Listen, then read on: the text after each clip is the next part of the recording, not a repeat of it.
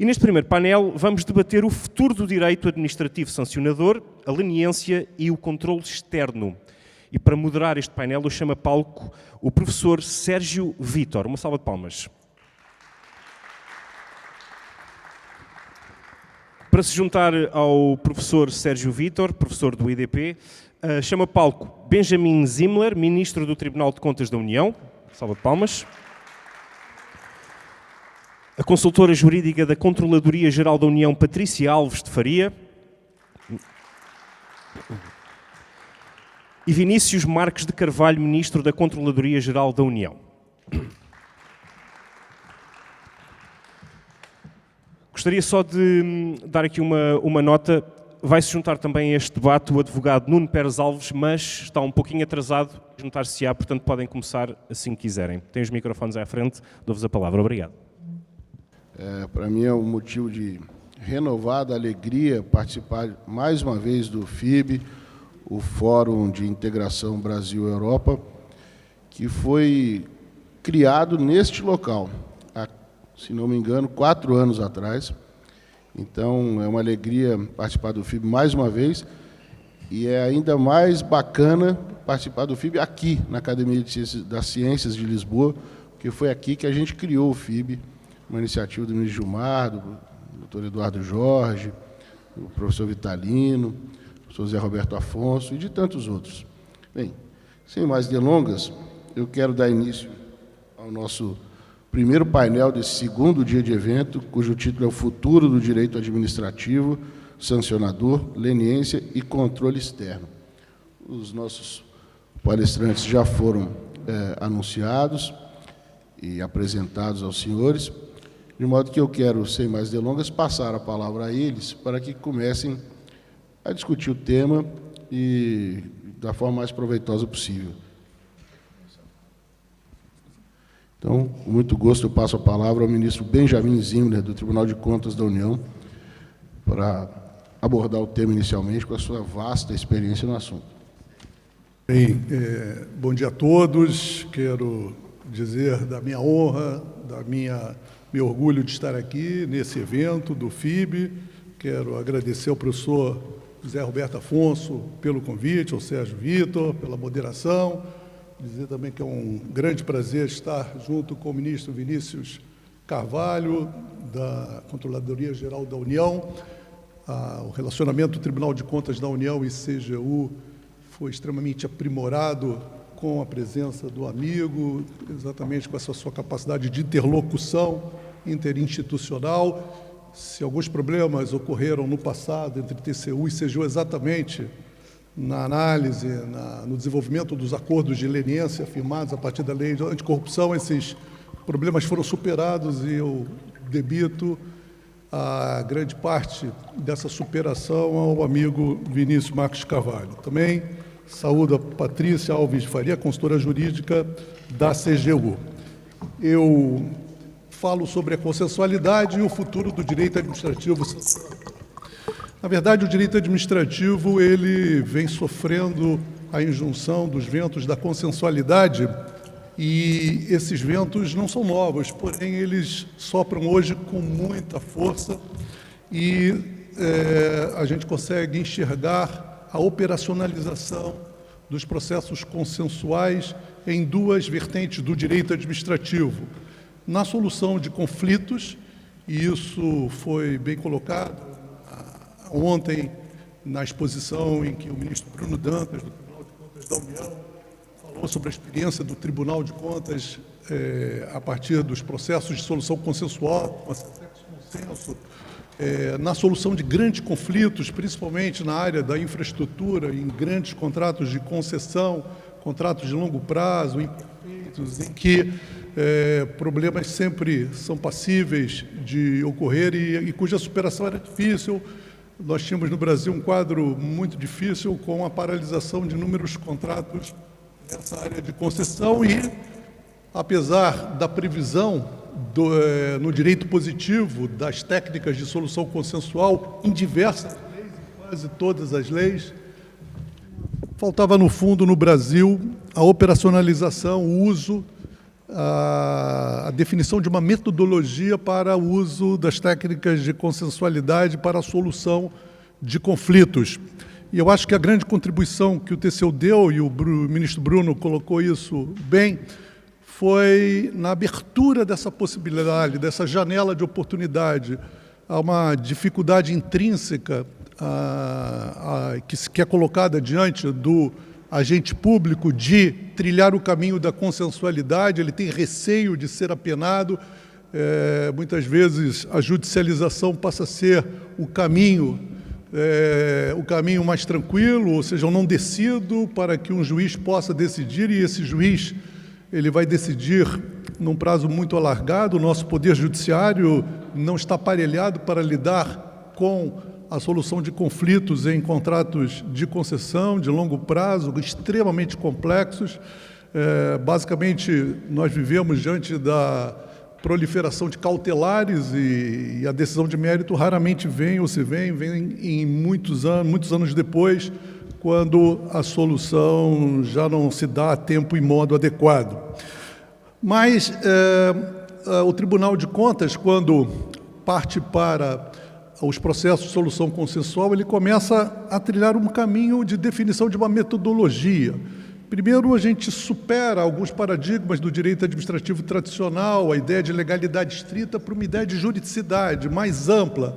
Ou seja, ontem também foi falado sobre o processo competitivo que foi concebido na área das concessões de transportes das concessões rodoviárias, em que o controle acionário da SPE pode ser transferido via processo competitivo em bolsa de valores para um outro grupo qualquer, desde que esse grupo apresente uma tarifa menor, um pedágio menor. Isso não está previsto objetivamente no direito positivo, mas foi concebido como uma emulação da ideia de licitação, inspirado no receituário da LINDB.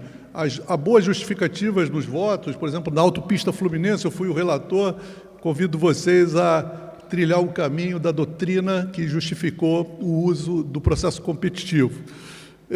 Nós usamos a ideia de vantajosidade, ou seja, os caminhos dados pelo direito positivo, no caso da autopista Fluminense, a caducidade ou a relicitação se mostravam menos vantajosos para o usuário do serviço público de rodovias do que o processo competitivo, a remodelação da equação econômico-financeira do contrato, a redefinição de todos os índices, do CAPEX, do OPEX, da matriz de risco, vinculados àquela modelagem econômica financeira do contrato. Então, a vantajosidade é algo objetivo, que implica vantagem ao Estado, vantagem ao usuário do serviço público. Nós também começamos a falar da ideia de comutatividade, ou seja, uma ideia de paridade entre as concessões do particular e as concessões do poder público.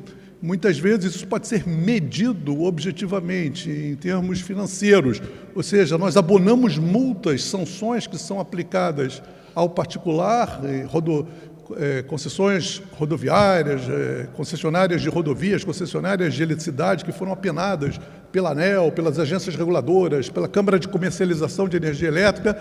Isso obviamente tem uma valoração parametrizável e nós compensamos também do ponto de vista parametrizável economicamente a partir das concessões feitas pelo Estado e pelo particular. O particular abre mão de vantagens financeiras e, da mesma forma, o Estado, de forma comutativa, busca também conferir vantagens ao particular. E, finalmente, a ideia de aversão ao risco moral. Ou seja, o fato de haver um caminho consensual não pode ser uma ode, um incentivo à inadimplência, à violação à ideia do pacta sunt servanda.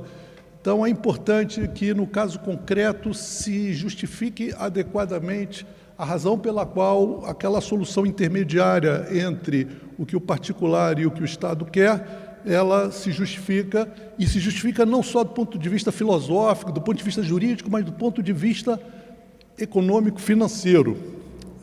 Eu digo, portanto, que essa é a grande contribuição do TCU. Mas a ideia de consensualidade se faz presente no direito administrativo, no campo do direito administrativo sancionador. E aqui, óbvio, nós vamos ouvir o nosso ministro, a nossa consultora jurídica da CGU, que tem uma enorme experiência nessa área. E aí a gente começa a falar da ideia do direito administrativo sancionador e, principalmente, a ideia que emana da Lei 12.846, a Lei Anticorrupção Empresarial, a lei que buscou estabelecer sanções e buscar a responsabilização civil também das pessoas jurídicas que cometam atos contrários à administração pública. Responsabilização essa de cunho objetivo. Nessa lei há a definição dos acordos de leniência que são firmados, no caso da União, pela CGU, pontificando a CGU nesse caso, e óbvio que esses acordos de leniência são negócios jurídicos bilaterais. No plano administrativo não há presença do juiz, pelo menos no processo de responsabilização de cunho administrativo, há previsão de um processo judicial, mas esse nós não vamos comentar tanto, mas a ideia é que o particular identifique os envolvidos na infração e haja uma obtenção célere de informações.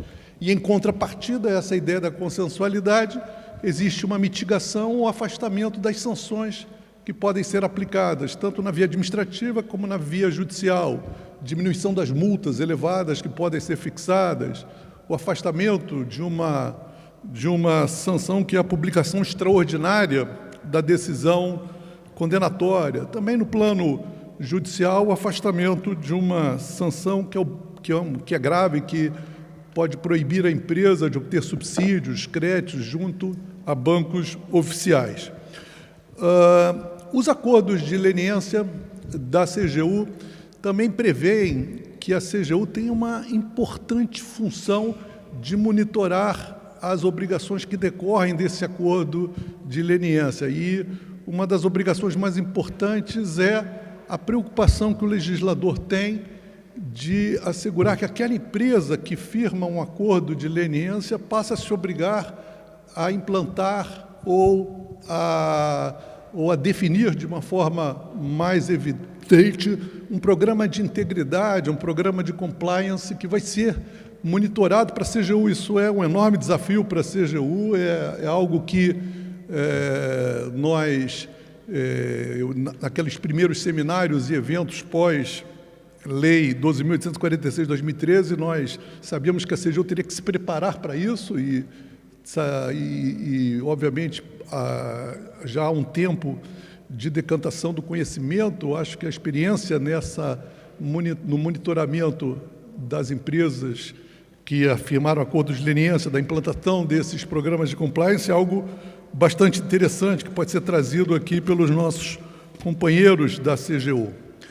Eu quero dizer que houve num primeiro momento, o Tribunal de Contas da União, ainda tendo o acordo de leniência como alguma coisa muito nova, buscou estabelecer uma instrução normativa para controlar esse acordo de leniência e nós, de certa forma, tivemos que revogar essas primeiras instruções normativas porque nós não percebíamos a grandeza e da competência da CGU e as características intrínsecas do que é negociar numa mesa com uma empresa por métodos consensuais a fixação de um pacto, de um acordo de leniência.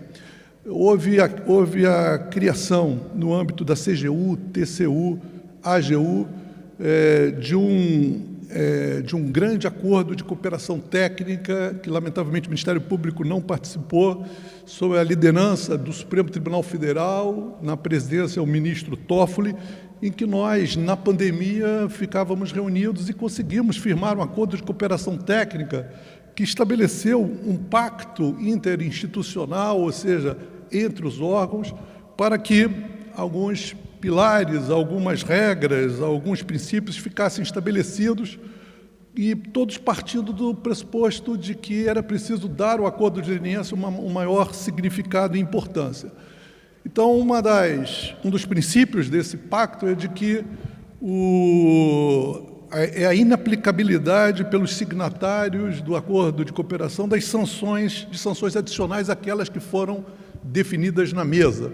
Isso pode parecer pouco, mas isso é importantíssimo. A Lei 12.846 não fala das consequências do acordo de leniência na jurisdição de contas, pois o Tribunal de Contas, a partir da sua jurisprudência, a partir do acordo, estabeleceu que os colaboradores pela 12.846 e também aqueles que assinam acordo de colaboração premiada na forma da lei das organizações criminosas ou os acordos de leniência firmados pelo Ministério Público no âmbito da Lava Jato, pois que não tinha uma base jurídica sólida para sua assinatura, pois todos esses colaboradores teriam que ver o Estado como um ser único e não receberiam do TCU nenhuma sanção adicional e nem os seus dados seriam usados para, eventualmente, se estabelecer uma punição ou uma sanção a essa pessoa. Bem, esse pacto ele é eu tenho um grande orgulho de ter participado dessa interlocução. Eu também me senti orgulhoso na DPF que o PSOL entrou para tentar anular os acordos de leniência que foram firmados pelo Ministério Público, as empreiteiras da Lava Jato, antes do acordo. O acordo de cooperação técnica passou a ser um divisor de águas, né? A partir do qual o próprio PSOL reconhece que esses acordos devem ser tidos como válidos. É óbvio que não houve decisão definitiva ainda nesse processo, mas também nesse processo eu participei junto ao Supremo Tribunal representando o TCU a busca de uma grande negociação com as empreiteiras envolvendo inúmeros órgãos da administração pública para eventualmente rever esses acordos de leniência que foram assinados num período em que não havia uma sedimentação, uma consolidação da base teórica, prática e do direito positivo mesmo para a sua fixação. Bem, essa experiência é uma experiência muito rica de como os órgãos podem estabelecer, fora novas leis, nova criação, alterações do direito positivo, como os órgãos podem estabelecer vínculos de interlocução para definir suas competências de forma razoável, de forma a dar uma maior eficiência, uma maior efetividade na atuação estatal. Eu acho, portanto, nós no TCU, e para fechar, nós ainda temos problemas em relação à juntada de provas derivadas de processos penais onde há acordos de leniência ou colaboração premiada firmados pelo Ministério Público. Muitos dos juízes que atuavam na Lava Jato permitiram esse compartilhamento. Nós usamos grande parte dessas provas para identificar novos responsáveis ou para verticalizar nossa atuação. E hoje os ministros do Supremo, muitos desses processos estão sendo anulados e as suas provas estão sendo anuladas. Isso tem um reflexo imediato nas provas emprestadas. E nós não sabemos ainda como lidar com essa anulação de provas, porque nós produzimos as nossas próprias provas. Então, num superfaturamento, grande parte do que foi das provas emprestadas não contribuiu para se determinar o superfaturamento de um contrato. É uma prova muito técnica, muito específica. Alguns ministros do Supremo, como o ministro Edson Fachin, vêm exigindo que o tribunal assine o termo de adesão ao acordo de leniência, ao termo de colaboração premiada, para daí poder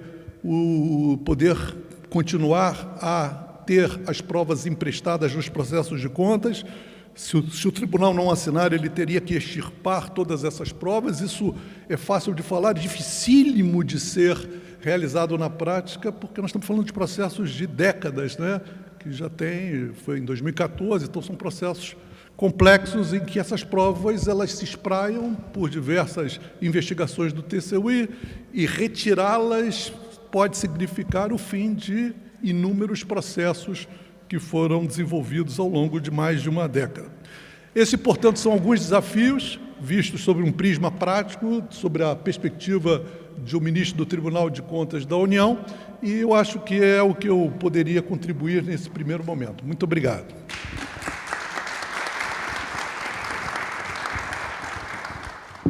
Obrigado, ministro Benjamin Zimler fez um apanhado do histórico desse problema que o Brasil enfrenta e da construção desse novo modelo interinstitucional, até em relação, inclusive, entre não apenas instituições de um só poder, mas entre poderes. Essa coordenação não é fácil. O Brasil vem brigando com isso durante a última década, por razões de todos conhecidas, e as soluções têm sido engendradas, conforme disse o ministro, pelo TCU, pela Controladoria Geral da União, e de modo sofisticado. Não é fácil. Bem, mas ninguém está aqui para me ouvir, está aqui para ouvir os nossos palestrantes. Eu vou passar a palavra na ordem, então, vou passar para a doutora Patrícia, e aí a gente vai seguindo a fila. Tá bom? Obrigada, bom dia. Primeiro, agradecimento aos organizadores aqui do Fórum de Integração Brasil-Europa. Um agradecimento ao Dr. Clésio Fonseca, que aqui está conosco, ao moderador e os panelistas. Como o tema nosso proposto aqui é Futuro do Direito Administrativo Sancionador, Leniência e Controle Externo, para pensar em futuro de processo administrativo sancionador, eu pensei em direito administrativo sancionador ambiental e desastres naturais. E aí, frases como vivemos o maior ou pior desastre da história, o maior desastre natural dos últimos tempos, elas podem ser imaginadas hoje ditas por qualquer personalidade mundial. E, em termos concretos, o processo administrativo sancionador ele é desafiado a regular essas incertezas causadas por uma sociedade de risco, marcada por arranjos complexos e dinâmicos, os quais podem ser observados por múltiplas lentes. Deixa eu só me organizar. Aqui. E eu gostaria aqui, então, de formular um questionamento, para depois assim, a gente passar para a reflexão em 2 pontos principais. A regulação responsiva pode ser vista como hoje nós a conhecemos, como um instrumento capaz para o direito administrativo sancionador ambiental em desastres naturais? E a resposta ela me parece positiva se nós agregarmos aqui 2 elementos que eu vou destacar. Existem muitos outros, mas 2 que eu trouxe para a nossa reflexão. O primeiro é a normatividade. E por quê? Essa normatividade, baseada na legalidade, tendo como princípio central a prevenção. E, a partir dele, então, temos a avaliação das alternativas, das evidências, da eficácia, da relação custo-benefício, por exemplo. Ontem, ressaltou o ministro Antônio Costa Silva a importância de nós pensarmos como está sendo afetada atualmente a cooperação internacional ante as mudanças recentes nas relações comerciais que nós vivenciamos. E esse ponto eu reputo aqui muito importante, porque essas alterações climáticas elas demandam uma cooperação internacional. E aí eu penso que nós podemos dizer que o direito administrativo sancionador ambiental e de desastres naturais, como uma ramificação inovadora, também demanda esse desenho cooperativo institucional e internacional necessariamente.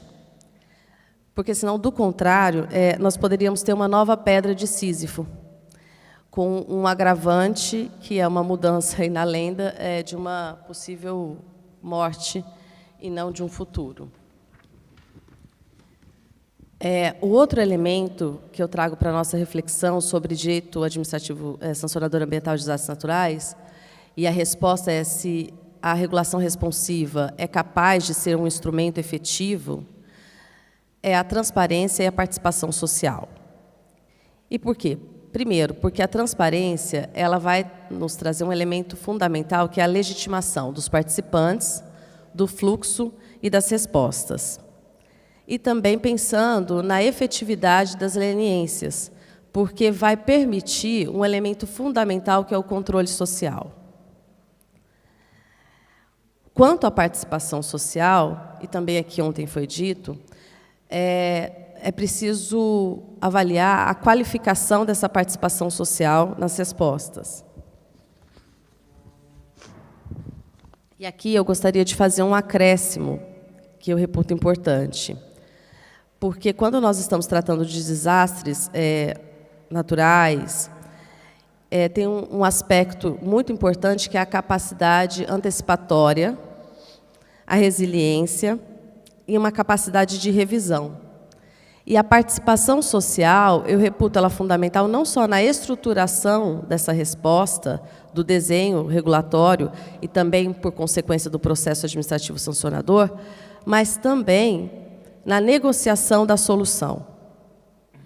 E esse é um desafio grande, porque essa participação social, ela pode, sim, ajudar numa resposta negociada a termos um plano mais eficiente, mais resolutivo e capaz de atender uma demanda de grande monta que normalmente acontece quando nós estamos diante de desastres naturais.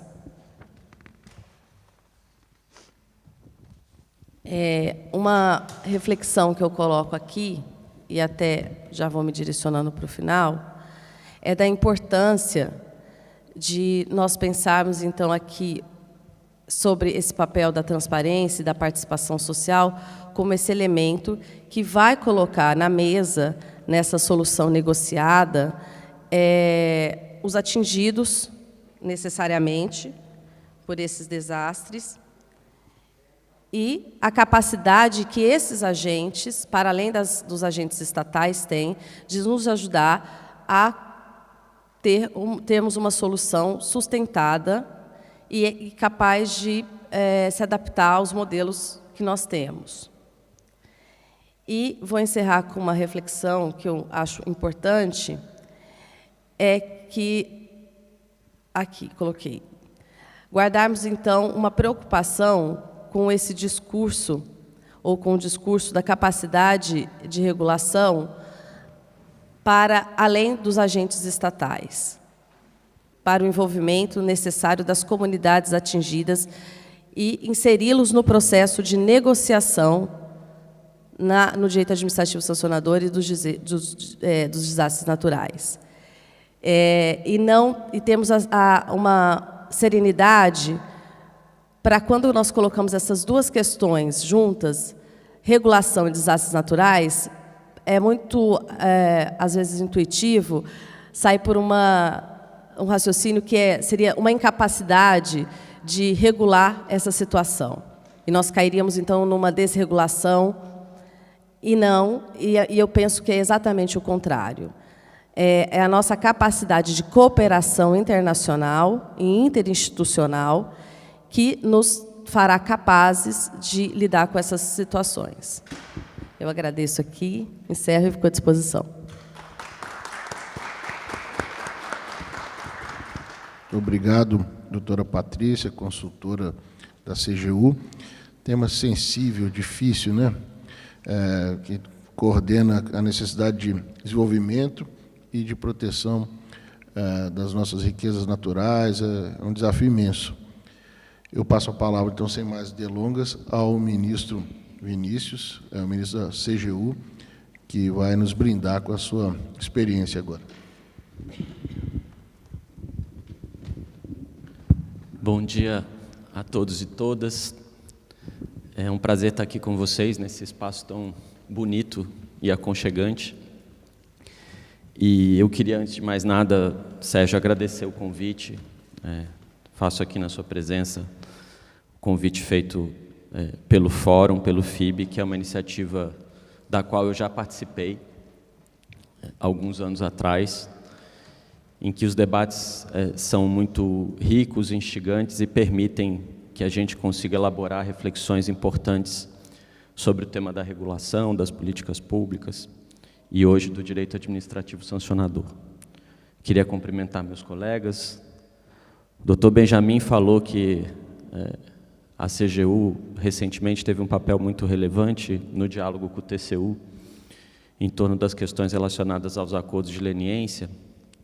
Ele só esqueceu de mencionar que esse diálogo foi primordialmente com ele, com o ministro do TCU. Então, eu retribuo todos os elogios que ele fez à minha condução nesse processo, a ele próprio, porque foi com ele que nós, a equipe da CGU, dialogou num primeiro momento como relator de um processo que organizou ou reorganizou, digamos assim, ministro, nossa agenda de cooperação em torno dos acordos de leniência, que demandava, de fato, uma nova estrutura, uma nova dinâmica de relacionamento entre a CGU e o TCU para que a gente conseguisse avançar nessa agenda de consensualidade construtiva, digamos assim, dentro do Poder Público Federal. Queria agradecer também a Patrícia pela presença, o chefe dela autorizou ela estar aqui hoje, e um dos chefes, né, porque ela tem dois, né? Um está indo para o Supremo, o outro está aqui, dialogando com vocês em torno desse tema, e também cumprimentar o Dr. Nuno Pérez Alves pela presença aqui hoje, por dialogar conosco.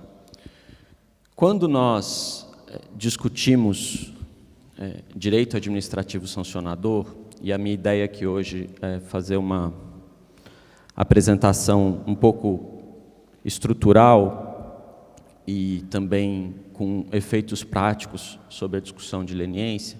Quando nós discutimos o direito administrativo sancionador, nós estamos falando de duas grandes raízes que conformam esse subsistema jurídico, digamos assim.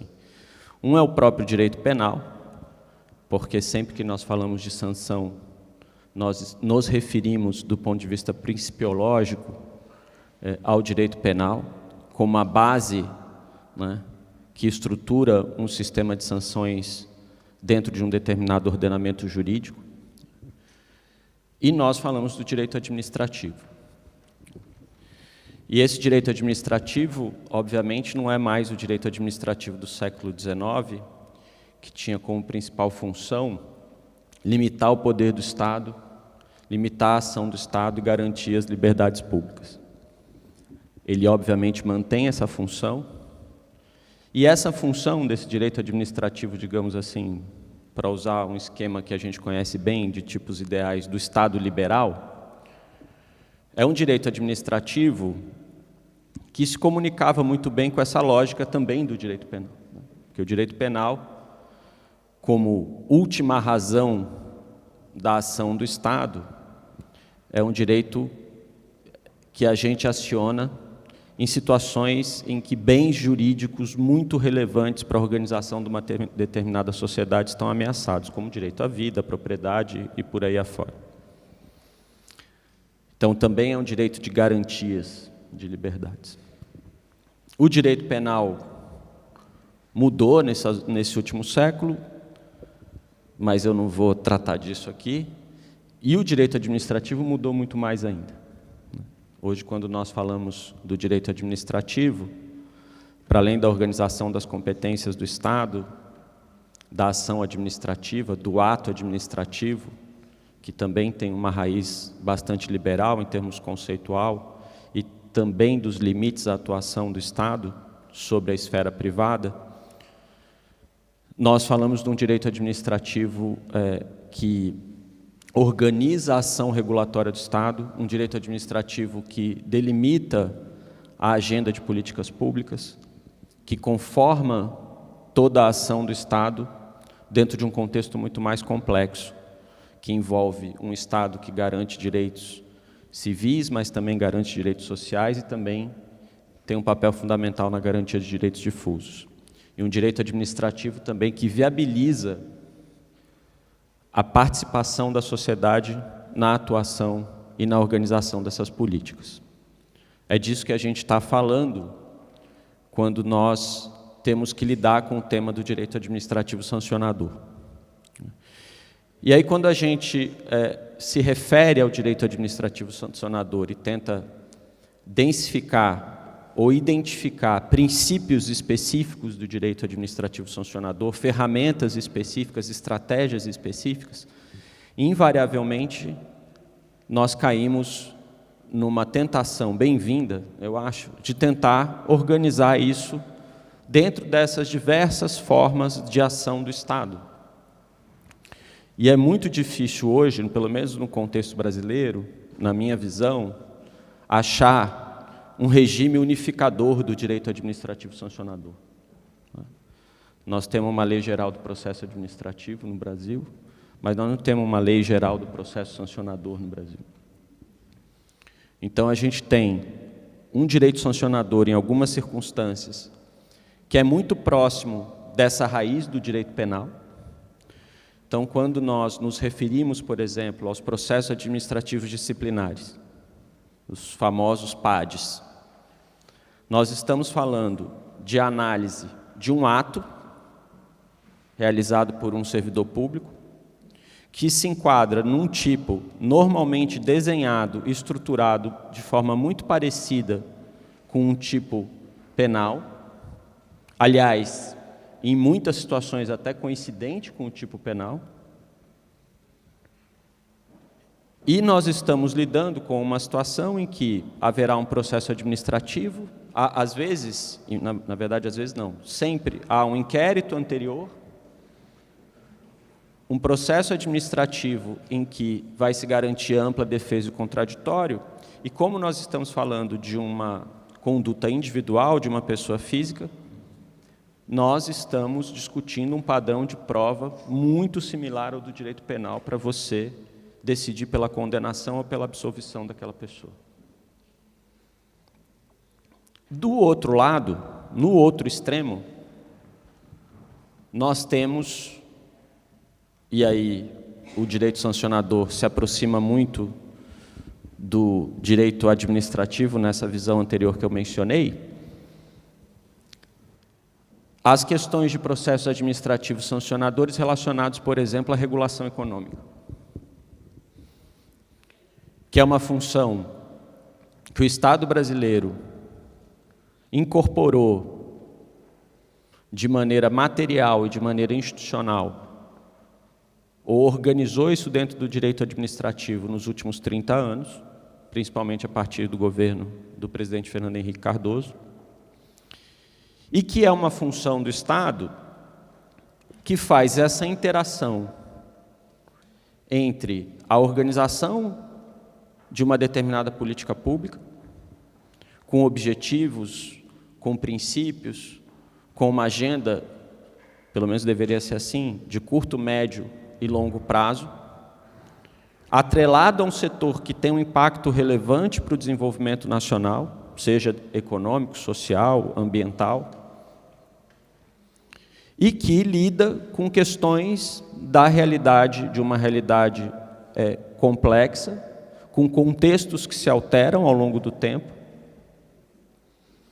e que por isso precisa e demanda uma certa adaptabilidade, mas, ao mesmo tempo, interage com uma atividade privada que é instrumental para a realização desses objetivos. Porque se não fosse instrumental para a realização desses objetivos, bastava a regulação típica de uma atividade econômica em sentido estrito, né, de direitos de propriedade, contratos e assim por diante. Então, há objetivos de interesse público atrelados a atividades regulatórias. Só que, como essa atividade é exercida pelo privado, você tem algumas necessidades, como, por exemplo, previsibilidade, segurança jurídica, respeito aos contratos. Então, nessa, digamos, trilha que envolve lidar com a necessidade de adaptação típica de políticas públicas, com a necessidade de garantir previsibilidade e segurança jurídica, que a regulação navega. E como que o direito administrativo sancionador se enquadra nesse tipo de situação? Porque ele está lá. Ele se enquadra nesse tipo de situação, menos dessa perspectiva do direito penal, e mais de uma perspectiva em que o regulado é alvo de processos administrativos que normalmente visam conformar o comportamento dele a um determinado objetivo. Então, esse processo administrativo sancionador, ele é um processo administrativo contaminado por essa lógica mais instrumental dentro de uma determinada política pública. Então, ele tende a ser, ou deveria ser, mais voltado para garantir, e ser pensado para garantir, um efeito dissuasório, um efeito de ordenação de comportamentos futuros, de incentivos, do que propriamente uma função típica do direito penal, retributiva, tradicional, que a gente conhece. No meio, e eu só tenho 8 minutos, no meio disso, entre esses dois extremos, nós temos o direito administrativo sancionador, onde os acordos de leniência imperaram, foram cultivados e foram implementados e aperfeiçoados nos últimos anos. Nós não temos acordo de leniência no direito sancionador próximo do direito penal. Um servidor público hoje que está submetido a um PAD, ele não pode fazer um acordo de leniência, ele não tem espaço para isso. Esse é um debate que pode ser feito em matéria legislativa, mas o fato é que hoje não existe isso. E os mecanismos de consensualidade que existem no direito regulatório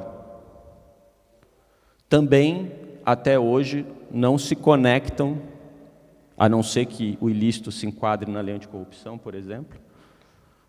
Você pode ter um ilícito regulatório que também se enquadre na lei anticorrupção, mas o acordo de leniência, o modelo de acordo de leniência não está ali inserido, que é outro debate que eu acho que merece ser feito, inclusive, não como acordo de leniência, mas o debate sobre consensualidade no processo regulatório administrativo, sancionador dentro das agências, é algo que eu acho que ainda precisa ser aperfeiçoado.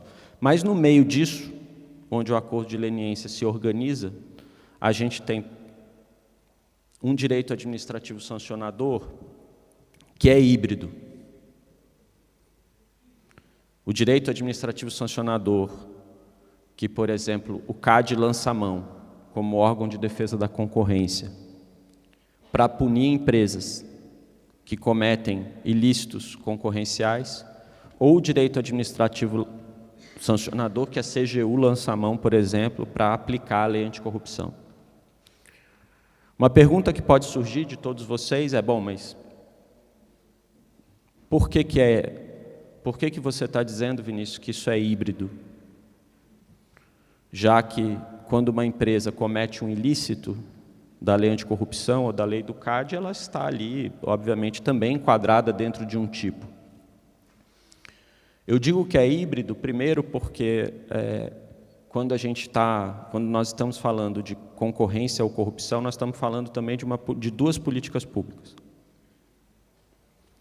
Quando nós combatemos cartéis, nós organizamos estratégias de combate a cartéis, ou deveríamos, pelo menos, priorizando setores, priorizando métodos de análise de danos, priorizando métodos de quantificação de vantagens e priorizando, principalmente,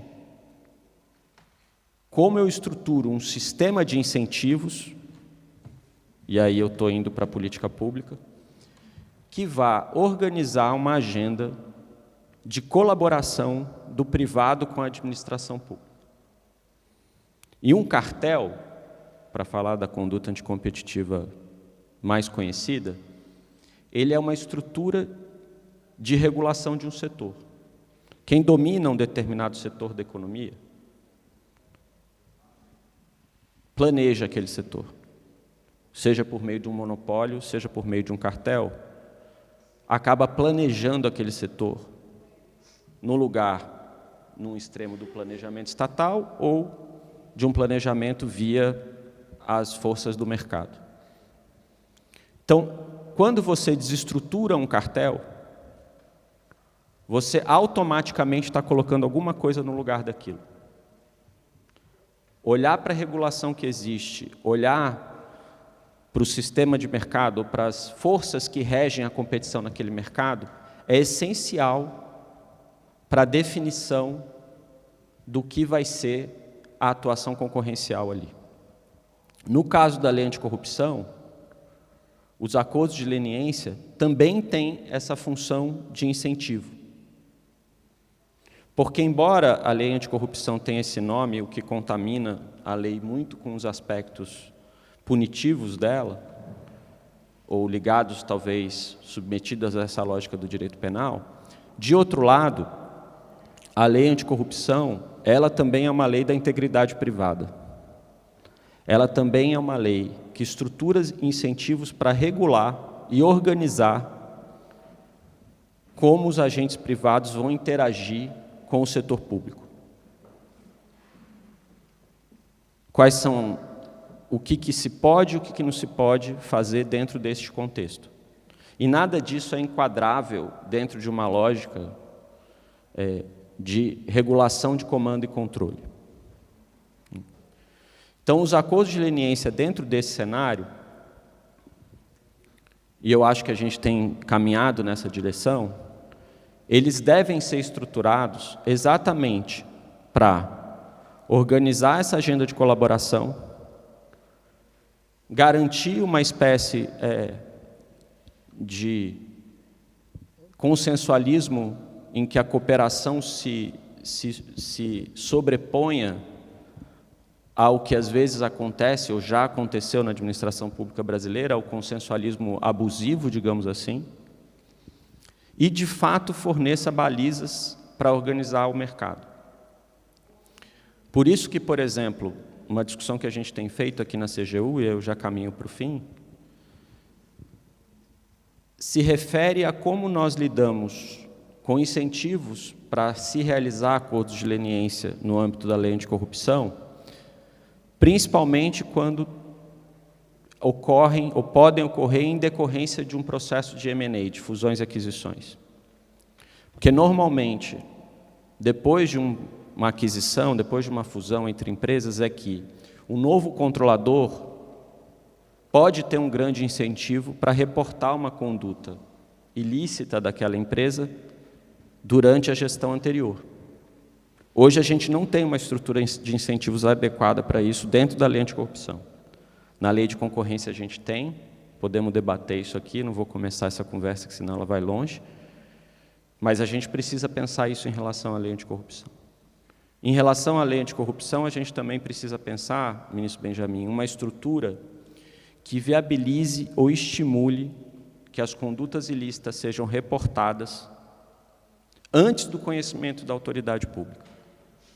Hoje, ao contrário do que acontecia no CAD, hoje praticamente todos os casos de acordos de leniência na CGU, eles decorrem de investigações que a CGU já começou e a empresa decide cooperar. E não de situações em que as empresas aparecem, num primeiro momento, para reportar um ilícito que a autoridade não conhecia. Então, esses avanços eles são necessários para que nós, talvez, dentro desse contexto, organizemos essa agenda de consensualidade dentro desse campo mais híbrido que eu mencionei e que, porventura, possa contaminar positivamente tanto o campo desse direito administrativo sancionador mais puro, digamos assim, como o campo desse direito administrativo sancionador voltado para a atividade regulatória. Talvez a gente consiga, a partir desse contexto e com apoio de outros órgãos, como o TCU, como, eventualmente, a própria AGU, organizar essa discussão e tentar sistematizar esses princípios, essas ferramentas e essas estratégias de uma consensualidade do direito administrativo sancionador adaptada a esses três eixos, digamos assim, do direito administrativo sancionador. Então, com isso eu termino, falei um pouquinho mais de 20 minutos, mas eu queria mais uma vez agradecer a oportunidade de estar aqui e dizer que a gente está à disposição para debater esses temas. Obrigado.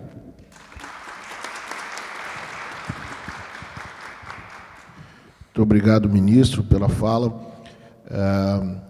Eu faço questão de frisar o privilégio que é e a importância disso, de ter um ministro professor do Largo São Francisco, foi presidente do CAD, Conselho, vou dizer exatamente o que é, porque vai que Conselho Administrativo de Defesa Econômica, e agora ministro da Controladoria Geral da União.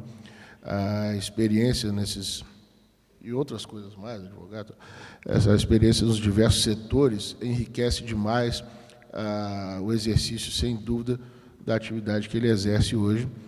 e que, conforme a fala dele revelou, está repleta de desafios. É um setor da vida institucional brasileira, mas não só brasileira, evidentemente, que está em pleno desenvolvimento e carente não, porque as coisas estão caminhando, no meu ponto de vista.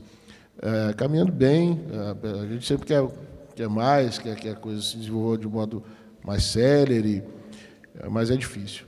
E, nesse sentido, com os esforços do ministro Benjamin, que participou desse exercício de diálogo interinstitucional, e com a experiência do ministro Vinícius, as coisas estão, me parecem, em boas mãos. Sem mais delongas, eu vou passar a palavra ao doutor Nuno Pérez Alves, para que a gente consiga fazer o diálogo agora entre os países, que é o objetivo da nossa associação. Obrigado, bom dia. E agradecer, antes de mais, o convite do Fórum e cumprimentar os meus queridos colegas de painel, Srs. Ministros, Sra. Consultora, Sr. Professor, e, obviamente, voltar a pedir desculpa por este meu atraso. Deve haver uma má regulação do trânsito em grau elevado. Bem, eu queria dar o contexto de como é que vejo este muito honroso convite para participar neste tão ilustre painel. Eu sou advogado, sempre fui advogado, e sou advogado de Direito Administrativo e, em especial, trabalho muito em regulação económica. E sou advogado, é este o meu mindset, tenho que revelar, sou advogado em 90% do tempo, há 20 e tal anos que sou advogado de empresas privadas, operadores económicos privados. E quando estava a preparar estas pequeníssimas questões que trago para debate, e olhando para os ilustres membros do painel em que me inseriram, percebi que provavelmente íamos ter aqui um contraste, e que era esse contraste que era desejado ao convidarem um advogado. Segundo lugar, um advogado português que sempre trabalhou na Europa, em Portugal, e, como sabem, a regulação em Portugal, a regulação económica em Portugal é, nos últimos 30 anos principalmente, muito moldada pelo direito da União Europeia, pela regulação económica europeia, pelas instâncias europeias, quer do ponto de vista legislativo, quer pela jurisprudência do Tribunal de Justiça da União Europeia, que tem vindo de uma forma muito intensa a criar soluções que depois são incorporadas nas diretivas da União Europeia e, por sua vez, há aqui um diálogo permanente entre a evolução legislativa na União Europeia e no Tribunal de Justiça. Isto depois reflete-se nos Estados-membros da União, que, como sabem, não é uma união política e, portanto, há um jogo difícil, traduzido no artigo 8º da Constituição Portuguesa, entre o primado do direito da União Europeia em Portugal ou o primado da Constituição Portuguesa, pelo menos, sobre o direito da União Europeia. Isto tem uma repercussão em Portugal, ou em cada Estado-membro, que é a intervenção do Tribunal de Justiça da União Europeia visa, quando está a aplicar diretivas de regulação económica, quando está a avaliar da conformidade da legislação dos Estados-membros com as diretivas da União Europeia, visa assegurar essa ideia de uniformização ou harmonização do direito da União Europeia em cada um dos Estados que detêm a soberania legislativa e judicial última em cada Estado. E isto é a primeira nota que queria deixar, que é a circunstância de o direito da regulação pública, o direito administrativo da regulação português é, quando aplicado à regulação setorial específica, à energia, comunicações eletrónicas, por aí fora, nas indústrias de rede, mas também noutro tipo de atividades, como agora nos serviços digitais, é muito influenciada pelo direito da União e por este duplo sentido. Ora, o direito, isto por um lado, por outro lado, a perspectiva que eu queria para aqui trazer é defender que o direito administrativo sancionador não deve ser apenas regido pelo direito administrativo, mas que se deve manter aquilo que também em Portugal existe e que o Sr. Ministro Vinícius Carvalho dizia, que é, do ponto de vista processual, existe um regime uniforme em Portugal, uma lei, o regime geral das contraordenações, dos anos 80, que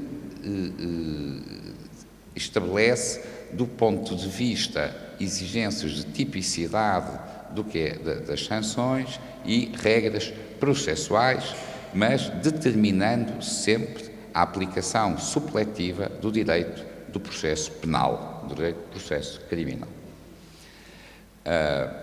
E, portanto, temos aqui um direito que é um direito administrativo e, nesse aspecto, é informado pelos princípios do direito administrativo, pela dogmática do direito administrativo, mas depois a parte garantística é apoiada no direito penal. Aparecem vozes a questionar se, com a moderna regulação, com o grau de tecnicidade da regulação atual, se não se deveria diminuir se o direito administrativo sancionatório não deveria ser mais direito administrativo do que direito sancionatório, mais regido pelo direito administrativo. A experiência portuguesa na aplicação de sanções levanta um problema que é, ou pode levantar principalmente na regulação económica, que é, o primeiro é saber se os grandes poderes de regulamentos, de elaboração de regulamentos independentes, como dizemos em Portugal, o poder de uma autoridade administrativa, uma reguladora, elaborar um regulamento que tem uma normação quase primária, ou invadindo, entre aspas, ou ocupando o espaço que originalmente, no clássico Estado liberal, sempre reservámos ao legislador, ainda que tal a originalidade portuguesa, muito inspirada, como sabemos, pelo Brasil, de em Portugal o governo também ser legislador, mas é legislador, tem a veste de legislador e tem a veste de administrador, mas é legislador, pelo menos permitir às autoridades reguladoras editar normas que tenham em tudo o mesmo caráter inédito que tem a lei a que basicamente estamos habituados. Este é o primeiro problema. Tem havido algumas análises, existe um acórdão do Tribunal Constitucional Português em geral sobre este tema, mas em especial sobre a possibilidade de um regulamento administrativo e não a lei criar sanções, foi reconhecido às autarquias, aos municípios em Portugal, porque um dos argumentos é que a autonomia municipal das autarquias está prevista na Constituição e uma das suas manifestações seria de os municípios poderem, por regulamento, criar novas sanções, e aqui temos uma primeira retração do princípio da legalidade, tal como o conhecíamos classicamente. O segundo aspecto, que é que por si não levantaria questão nenhuma, não fosse esta questão da retração do princípio da legalidade, é a circunstância do direito da União Europeia e também pelas vicissitudes de cada Estado-membro, a regulação estar a aumentar muito nas últimas décadas, a ponto de, como é sabido, ter saído na última semana um pacote omnibus da União Europeia que visa precisamente simplificar algumas diretivas e regulamentos da União que foram feitos nos últimos 2 anos, em reação, parece, à retração regulatória que está a marcar o atual debate da regulação por força da administração Trump, e as preocupações de capacidade de concorrência do bloco da União Europeia com este desequilíbrio do level playing field, em que os operadores europeus estão sujeitos a maior carga regulatória. A resposta tem sido o que chama o pacote omnibus, que é diminuir a regulação, mas permanece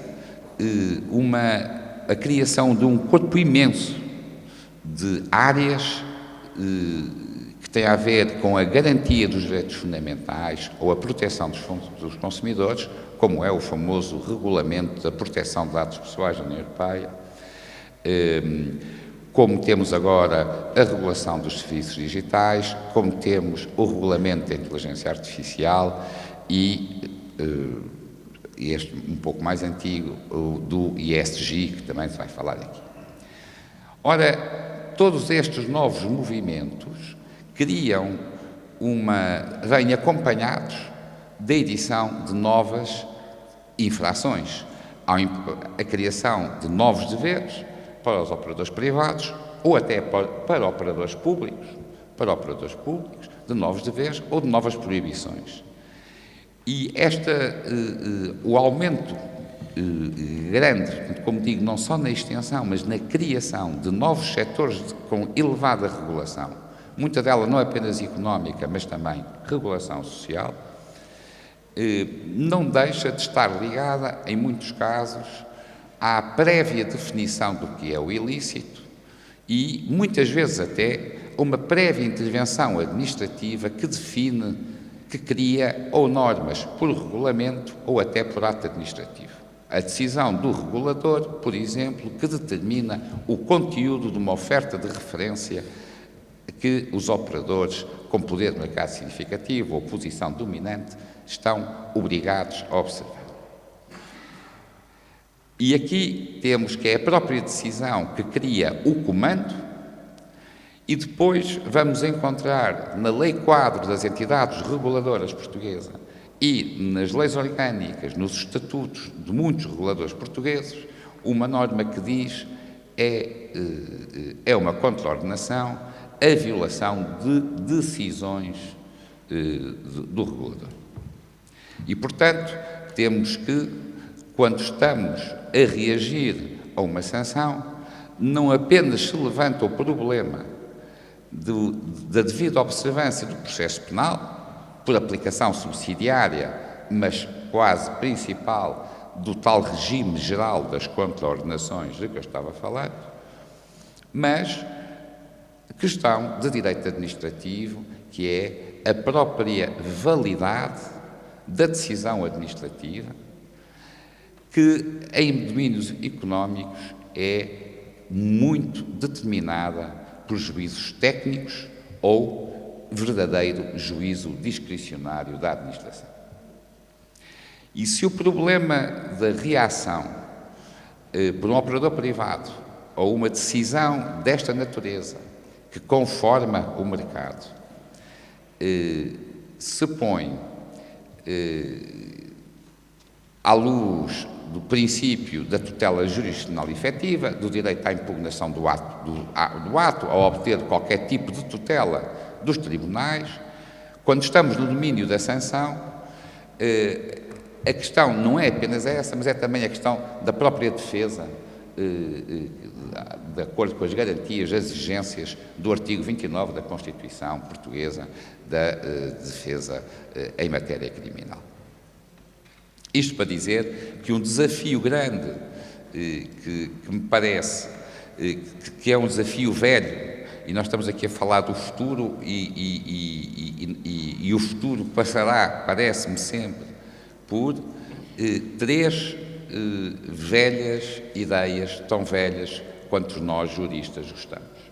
O rule of law, Estado de Direito, garantia de defesa e tribunais independentes e com capacidade efetiva de julgar.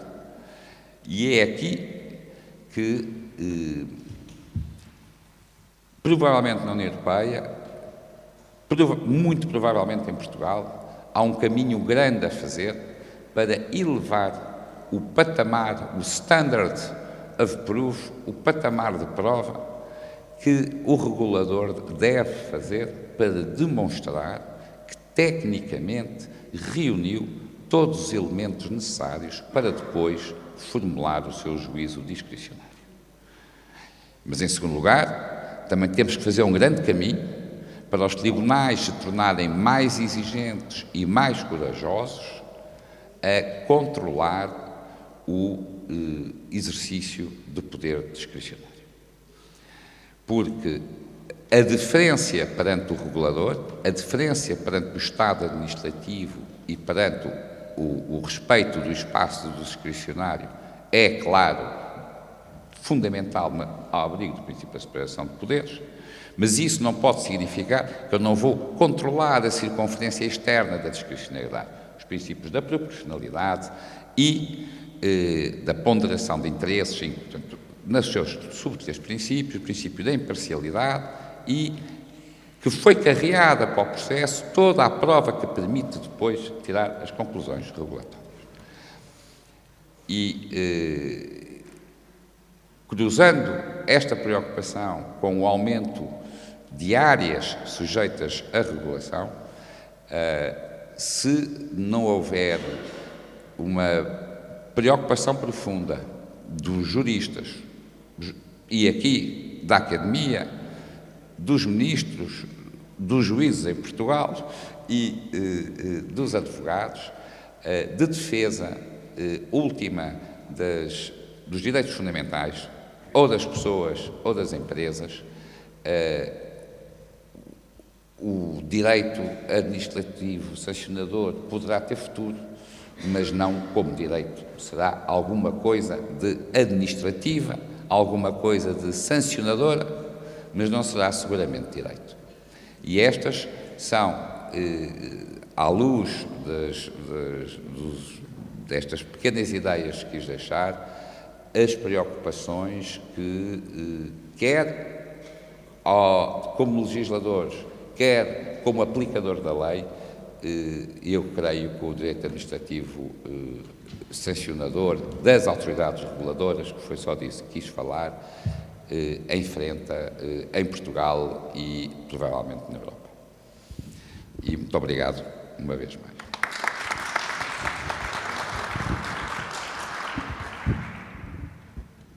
Obrigado ao Dr. Nuno Pérez Alves por compartilhar conosco a experiência do advogado português com esse desafio adicional com relação ao Brasil, que é a compatibilização, a tentativa de harmonização das normas nacionais com as diretivas da União Europeia, que é um desafio imenso. Toda vez que a gente está aqui na Europa, a gente ouve nos diversos ramos palestras de professores e profissionais europeus que lidam com esse problema, que certamente não é fácil. A regulação econômica, talvez eu fuja um pouco ao tema, mas se pegar o celular aqui, o metal que é necessário fazer o chip é extraído em algum lugar, o chip é feito em outro lugar, em outro país. outro material, outro componente de um celular vai ser fabricado em outro país ainda, em diversos continentes, inclusive, problemas de mão de obra diversas, regulações econômicas, regulações laborais distintas, e depois o produto final é montado em outro país ainda, e regular isso tudo um desafio imenso, de ordem, de jeito, inclusive, internacional, talvez. O senhor Teubner, lá de Frankfurt, falava no constitucionalismo transnacional, algo assim. Então, os desafios são imensos. E o meu desafio atual é cumprir o horário, mas abrir para perguntas. Então, deixa eu ver, eu vou tentar compatibilizar esse negócio todo aqui. Eu tenho 3 minutos, mas eu queria abrir para perguntas, saber se alguém quer fazer alguma pergunta para os nossos palestrantes. O auditório não quer fazer, então eu faço eu, né? Faço aqui para todos responderem, mas especialmente aqui para os 2 ministros presentes. Os acordos de leniência são desafios imensos. E uma coisa que os senhores abordaram o assunto e tal. O que eu queria dizer é uma curiosidade, porque eu também sei que isso está sendo debatido no Supremo Tribunal Federal e em outros lugares, é sobre a possibilidade e, às vezes, necessidade de revisão de acordos celebrados, diante de postulados como o Pacta Sunt Servanda, etc. E tal. Eu queria saber como os senhores veem isso. Bem, realmente, em primeiro lugar, comentar que a colocação do nosso ministro Vinícius foi muito interessante. A ideia do direito administrativo sancionador, ela oscila e se ramifica por diversos campos do direito administrativo. O direito administrativo sancionador nasce realmente no Estado liberal, quando o Estado busca aplicar sanções em razão da lei, ou seja, um servidor público, estatutário, ou no exercício do poder de polícia, e aí a gente começa a falar do direito administrativo sancionador no campo regulatório. Aí é bem diferente, e ali é onde ele se espraia e onde ele encontra os exemplos práticos que eu estou comentando. Ou seja, geralmente nesse direito administrativo sancionador regulatório, a intermediação de um contrato. Existe um contrato que serve de base e de baliza para direcionar a atuação recíproca entre o poder concedente, a agência reguladora e o concessionário.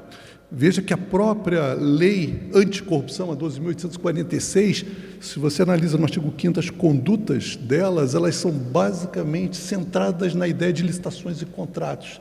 São dos 10 tipos de condutas ilícitas, 8 são vinculadas às licitações e contratos, que também estabelecem que o acordo de leniência se baseia, pelo menos, numa visão contratual, ou de uma licitação, de um procedimento pré-contrato. Ou seja, a tua pergunta, Sérgio, é muito interessante. No fundo, esse foi um problema da Lava Jato. Nós perdemos a oportunidade na Lava Jato de sedimentar e decantar conhecimentos interessantíssimos. O Ministério Público se valeu de instrumentos novos, o acordo de leniência, o acordo de colaboração premiada, e há todo um processo, eu não vou relatar, nem sou a pessoa mais adequada para falar, de uma revisão no âmbito criminal de todos esses processos.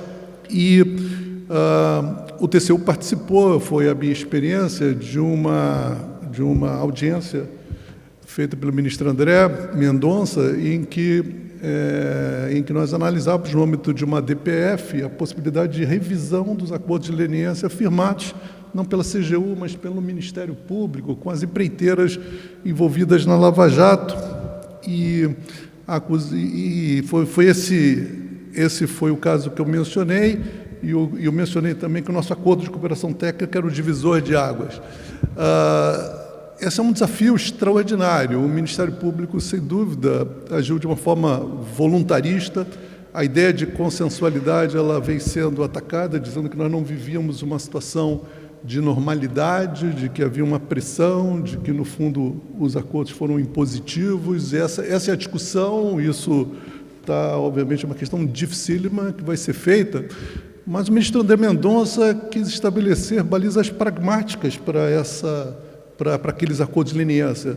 Ou seja, as empresas têm condições de fazer aqueles pagamentos, elas foram, de certa forma, forçadas a assinar os acordos de leniência, a pagar as multas, os valores, estabelecendo aqueles prazos, e elas reclamavam que elas não têm condições, e muitas delas realmente entraram em recuperação judicial, estão em situação falimentar, e essa revisão se impõe no mundo do pragmatismo, né?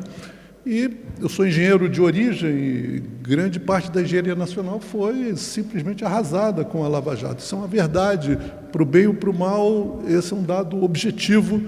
As nossas empreiteiras já não têm mais a capacidade que tinham, né, de realizar as obras no período da Lava Jato. O ministro André Mendonça está vocacionado nessa DPF de uma forma pragmática, buscar revitalizar esses acordos de leniência, que é nada fácil, porque, diferentemente dos casos da CGU, o ministro Vinícius pode me desmentir se eu estiver errado, não existe uma parametrização dos valores envolvidos, nenhuma imputação de valores e condutas, ou seja, se isso é uma multa, é um aspecto, se isso tem caráter ressarcitório, se isso são lucros que foram eventualmente acumulados de maneira ilegal, que decorreram da corrupção, e isso dificulta enormemente você transacionar, se você não sabe imputar a cada valor uma origem da ilicitude. Bem, era o que eu tinha a comentar. Não sei se o ministro... Eu vou complementar aqui, acho que um pouco o que o ministro Benjamin falou, mas eu acho que esse tema da revisão de acordos de leniência, ele é o tema que eu acho que exemplifica bem, e se eu tivesse pensado nisso eu teria falado disso na minha primeira fala, mas ele exemplifica bem aquilo que eu estou dizendo sobre essas diferentes disciplinas do direito administrativo sancionador e esse campo híbrido relacionado à lei anticorrupção, à lei de concorrência. Porque, de um lado, nós temos uma situação clara em que uma empresa cometeu um ilícito e ela deve ser penalizada por aquele ilícito, certo? E aí você tem ali uma dosimetria que, em tese, é estruturada para gerar um efeito retributivo, ou seja, principalmente no campo da corrupção, uma empresa não faz um acordo de leniência sem reparar o dano que ela gerou, sem devolver a vantagem oferida, que é um parâmetro para o cálculo da multa, inclusive. E também tem um efeito de parametrizar como aquele mercado vai se organizar dali para frente. Porque determinadas condutas que deixam de ser permitidas ou que deixam de ser aceitas de algum modo, ou deixam de fazer parte daquele ambiente regulatório ou autorregulatório daquele mercado, vão ter que ser repensadas e você vai ter um novo desenho daquele mercado. Quando você faz um acordo de leniência, você tem que pensar nessas duas dimensões. Você tem que garantir uma punição que, obviamente, seja a punição adequada, no caso da lei anticorrupção. Você tem que olhar para a alavancagem investigativa que aquela colaboração vai gerar e você vai reduzir 2/3 da multa, olhando para a lei anticorrupção.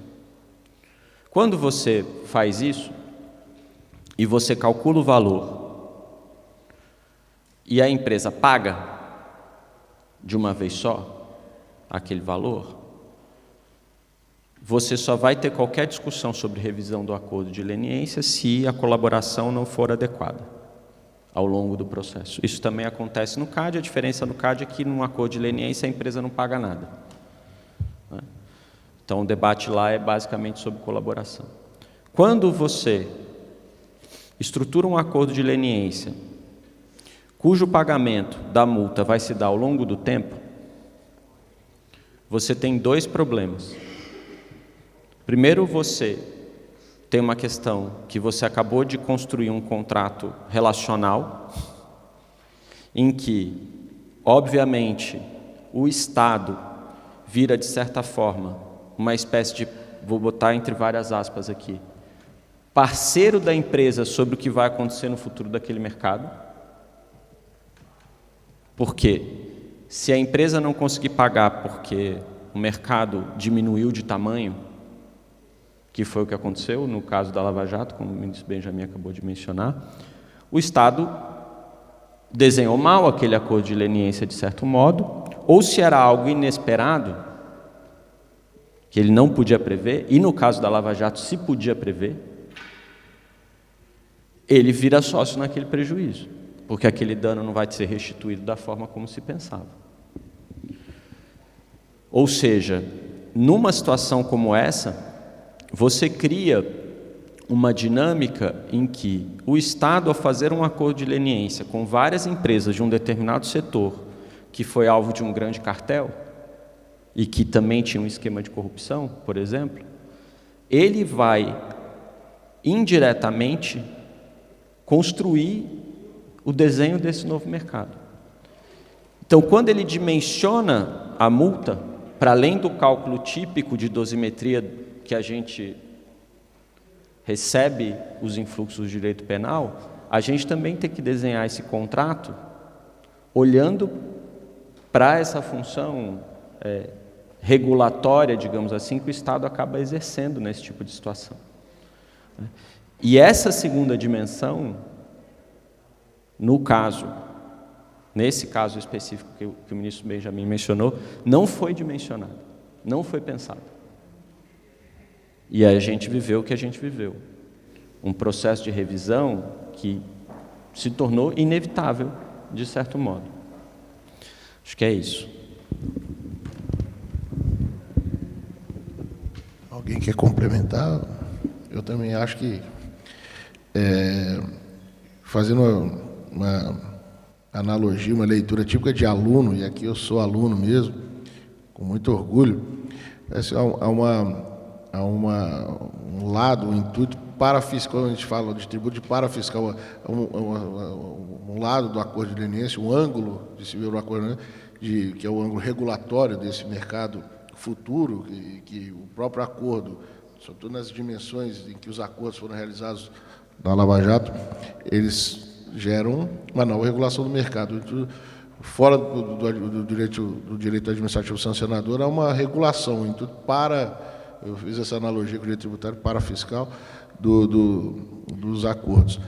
E eu só posso dizer, doutor Eduardo Jorge, que a gente tem que usar a nós mesmos como parâmetro. Eu espero que a plateia tenha sentido que eu aprendi muito, eu gostei muito. Quando a gente aprende alguma coisa, já, para mim, está cumprido o intuito do nosso painel. Tem uma pergunta, coisa boa. Obrigado.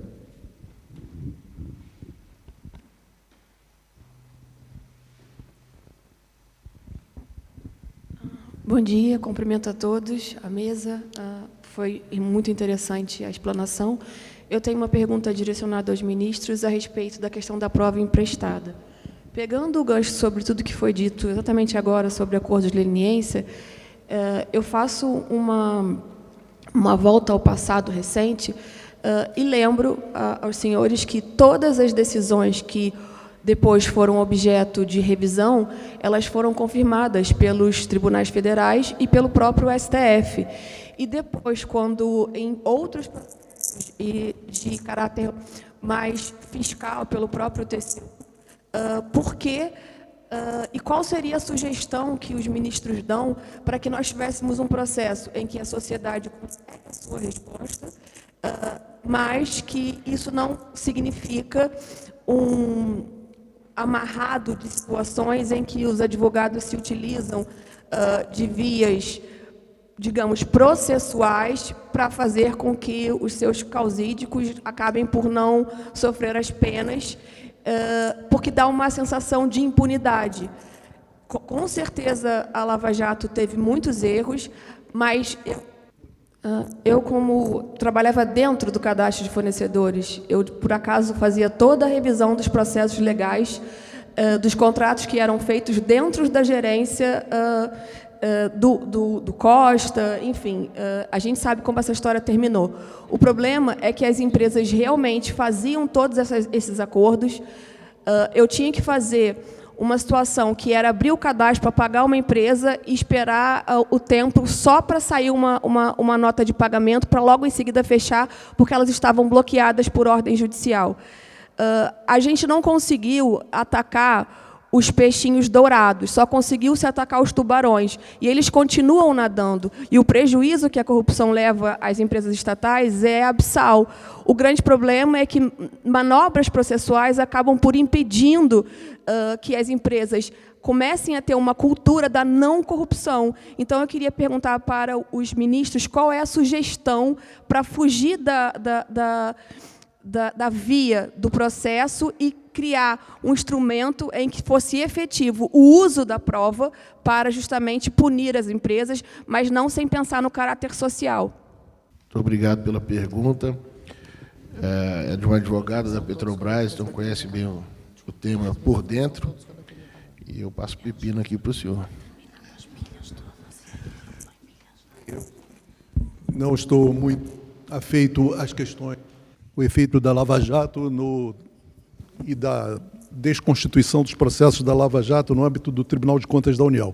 Bem, eu fui presidente do TCU no biênio 2011-2012. A primeira coisa que eu fiz em 2011 foi marcar uma audiência com a presidente Dilma Rousseff.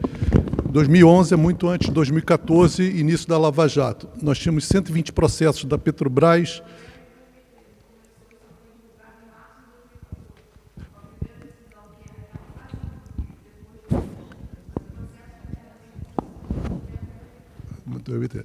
Pois eu estou falando em janeiro de 2011. No TCU nós já tínhamos mais de 100 processos de irregularidades nas licitações realizadas na Petrobras para a construção de refinarias. Estamos falando do Comperj, Abreu e Lima, Repar. E o que estava acontecendo basicamente é que havia licitações, competições com cinco licitantes, consórcios, orçamentos estimados da Petrobras muito elevados e descontos pequeníssimos, de 1%, 0,5%, e sem saber nada. Eu estou em 2011, janeiro, nada de Lava Jato. Foi a presidente Dilma Rousseff e disse, olha, tem alguma coisa errada ocorrendo na Petrobras.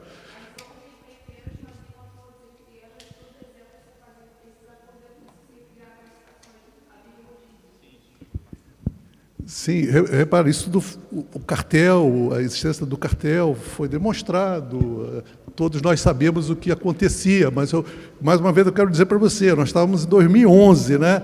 O que nós tínhamos, a capacidade de produção de provas do TCU é limitadíssima, né? Nós não temos a força de investigação que um juiz penal tem, nós tínhamos apenas as licitações, os dados, e não havia competição, e já víamos superfaturamento no início ou no meio das construções dessas refinarias. Eu fui a presidente, e foi no momento em que houve alteração da presidência da Petrobras. A presidente ficou muito impressionada com os dados, ela melhorou, houve uma melhora muito grande na comunicação entre o Tribunal de Contas da União e o governo. A presidente Dilma praticamente deu uma ordem à presidente Graça Foster para que fornecesse todos os dados ao TCU. O que aconteceu? Nós temos dezenas, centenas de processos no TCU tramitando que derivam do processo da Lava Jato. Muitos desses processos receberam provas emprestadas dos processos penais, foram deliberações dos juízes à época, do juiz Sérgio Moro, inclusive, e essas provas foram utilizadas para a demonstração do cartel, do conluio. O tribunal, a maior preocupação do tribunal, nós temos diversos tipos de processos que analisam as condutas gerenciais dos administradores da Petrobras, mas os principais processos são as tomadas de contas especiais, em que a gente analisa o sobrepreço, o superfaturamento nas diversas obras realizadas pela Petrobras. E são bilhões de reais, dezenas de bilhões de reais. Esses processos ainda estão em tramitação e são processos dificílimos. Se você trabalha na Petrobras, você sabe o que é um contrato para uma unidade de coqueamento retardado na refinaria Abreu e Lima no valor de 3 bilhões de reais. Nós estamos falando de refinarias de 23 bilhões de dólares. Esses processos levaram o TCU a um desenvolvimento de técnicas de aferição de sobrepreço, técnicas econométricas, pois o que nós estamos vendo é que grande parte desses processos estão sendo desconstituídos no âmbito do Poder Judiciário, anulados, provas anuladas, processos anulados. essas provas emprestadas foram usadas pelo tribunal para chegar a esse sobrepreço e superfaturamento. O que a gente está vendo é provavelmente a extinção desses processos que demandaram milhares de homens-horas, de ministros, servidores do tribunal, pelo fato de que havia, eu não vou entrar num juízo de valor, mas houve muito voluntarismo nesse primeiro momento da Lava Jato, certo ou errado, muita coisa foi feita de uma forma assodada, sem as garantias, eventualmente, do devido processo legal. Agora, vejam só, nós, de tudo que é feito na Petrobras, o quanto foi o superfaturamento global desse período? Pois é o TCU que tem esse dado, e é só o TCU que tem esse dado. E são dezenas de bilhões de reais que vão, obviamente, o prognóstico é muito ruim. Se já era ruim a cobrança desses valores, a condenação já é difícil, a cobrança é muito difícil, mas a anulação que virá provavelmente, a anulação dos nossos processos, é basicamente uma típica experiência brasileira. A gente perde sempre no Brasil a chance de buscar um meio caminho, a sedimentação de boas práticas. Nós temos um ímpeto voluntarista que ultrapassa os limites do bom senso e que fazem ruir por terra esforços, muitas vezes, feitos por pessoas obstinadas, de boa fé. E, bem, eu não comentei nada da pergunta que você me respondeu, acho que está... Mas só puxei para a minha sardinha, mas esse é o meu prognóstico.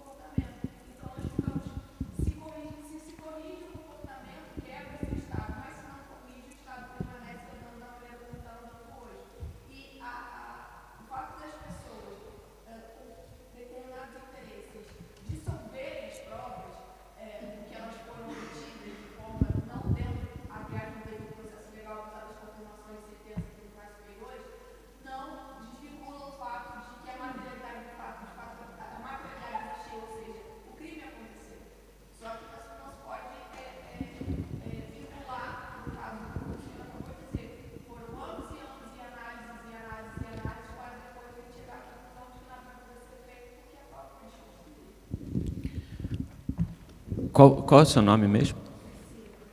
Priscila, eu acho que tem um ponto aqui que é bem relevante do dilema que você coloca, né? Você fala, bom, para eu punir a empresa na dimensão que ela merece ser punida, eu acabo quebrando a empresa ou quebrando, nesse caso, para usar esse exemplo, todo um setor, porque a gente não está falando aqui de uma empresa, né? A gente está falando do setor, né? E aí eu acho importante a gente ter esse olhar. Eu não vou ficar discutindo a situação concreta, mas eu vou tentar fazer uma abordagem rápida aqui sobre o desenho da estrutura normativa que permitiu isso, né? Primeiro, assim, quando a lei anticorrupção veio à tona no Brasil, em 2013, ela foi festejada por muitos, inclusive criminalistas, acadêmicos, enfim, porque ela era uma lei que estruturava a punição da pessoa jurídica, né? A partir do pressuposto de que, se eu puno a pessoa jurídica, eu talvez consiga mudar o padrão de prova, porque a gente está falando de uma responsabilização objetiva, não estamos falando de um padrão de prova típico do direito penal, né? Então, eu consigo, eventualmente, fugir de determinados problemas em termos de ônus da prova, em termos de devido processo, enfim, esse tipo de coisa que gera anulação de provas, né? Eu não entro nessa seara quando eu estou fazendo uma discussão de responsabilidade objetiva. Por outro lado, a gente tem uma questão no Brasil que é muito diferente dos Estados Unidos, por exemplo, de onde veio essa ideia, de onde veio essa lógica de incentivo à punição da pessoa jurídica. O mercado acionário brasileiro, ele não é um mercado difuso. As empresas no Brasil, a grande maioria delas, tem controladores identificados. A ideia de punição da pessoa jurídica em termos de estrutura de incentivos nos Estados Unidos, ela é uma ideia que parte do pressuposto que, como eu tenho um problema de agente principal entre o board da companhia e os acionistas, que são milhares, às vezes milhões, na medida em que eu puno a pessoa jurídica, eu estimulo que os acionistas, que vão ser os prejudicados por essa punição, criem mecanismos de controle e de governança sobre os executivos da companhia. Quando você tem uma empresa com um controlador identificado e um controlador numa estrutura societária tradicional no Brasil, de empresas fechadas, limitadas ou SAs fechadas, em que o controlador, muitas vezes, tem benefícios privados, ou seja, ele controla a empresa com 17% do capital da empresa. Ele manda na empresa praticamente inteira. Ele consegue, quando a empresa tem ações, ele consegue extrair benefícios privados das suas empresas, muitas vezes negociando dentro de um próprio grupo empresarial. Como tudo isso acontece, ele extrai muito mais renda do que proporcionalmente o que ele coloca dentro da empresa. Então, a punição à empresa nesse cenário é uma punição a uma empresa que os acionistas não vão ser punidos proporcionalmente, porque alguém já extraiu muito benefício privado daquilo. Isso gera uma estrutura de incentivos que é diferente desse modelo norte-americano. Ou seja, no Brasil, quando nós desenhamos a lei, nós não pensamos em mecanismos de responsabilização da pessoa física nessas situações, responsabilização patrimonial. E a gente passa, num contexto, aí sim, da Lava Jato, a proteger, por conta do valor que se deu a determinadas delações, a proteger a pessoa física, muitas vezes, que o seu patrimônio pessoal algumas vezes não foi afetado, e aí jogar tudo nas costas da empresa, em termos de reparação de dano. A gente não fez desconsideração da personalidade jurídica, que era uma discussão que deveria ter sido feita. Não é fácil o debate sobre desconsideração de personalidade jurídica, a gente sabe disso, mas na ausência de um regime específico dentro da lei, o caminho seria esse debate sobre desconsideração. Nas negociações de leniências feitas pelo Ministério Público, esse debate não aconteceu, não se efetivou desconsideração da personalidade jurídica para atingir o patrimônio dos controladores, e aí nós jogamos todo o peso, nós como país, jogamos todo o peso em cima das empresas.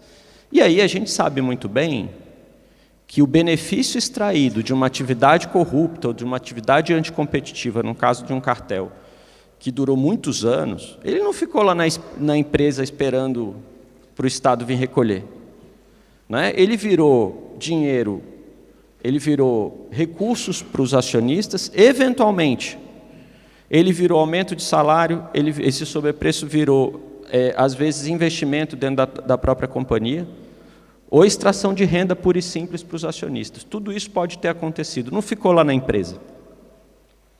Então, a ausência desse mecanismo estruturado de desconsideração ou outro mecanismo para atingir patrimônio dos sócios ou dos controladores, gerou esse problema. Eu só estou dizendo isso para dizer que esse teu dilema, ele é um dilema que é real e ele aconteceu num caso concreto. Mas ele não era inevitável. E eu espero que nas próximas situações, se acontecerem, a gente não cometa como país os mesmos erros. Nós vamos ter que terminar, professor. Bem, muito obrigado. Eu, como disse antes, eu aprendi muito, agradeço muito. E eu vou precisar finalizar o painel, porque senão não haverá acordo capaz de me livrar das sanções da direção do FIB. Então, muito agradecido, obrigado a todos. Dou por encerrado, painel. Muito obrigado.